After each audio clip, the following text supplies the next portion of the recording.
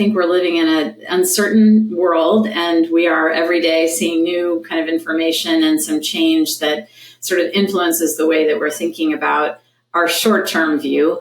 I think we have to sort of zoom out and take a long-term perspective. As a 126-year-old company, we've certainly been around long enough to see political cycles of all kinds. In reality, nature is interdependencies between climate and biodiversity and water and land use and people. So the way that I think about the complexity you just noted is, first of all, we need to be talking to the people who own the resource, and that is the private forest landowner. So we've done a lot of landowner engagement, particularly in the last few years, honing in on a specific species that might be visible on their property that gets them excited about managing and sort of conserving or enhancing that habitat. And we've had great results, so much so that we're engaged in tracking swallowtail kites on their annual migration. They're tagged and they migrate from the southern U.S. into Latin America.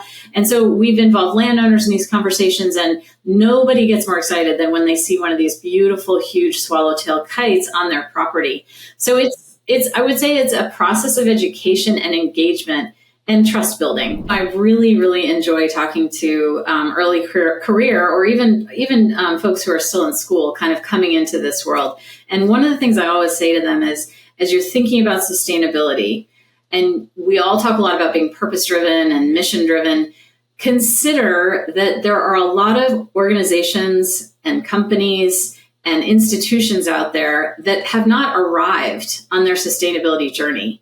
And so as long as you feel there's fundamental value alignment with your values and the values of the organization, even if they haven't arrived, that's a great place for you to go, because that's where you can really make impact. And I feel like we have so many young people coming into this space with excitement and enthusiasm and energy, and we're going to need all of that, because we have some tough years ahead, and we're going to need to be able to kind of galvanize together.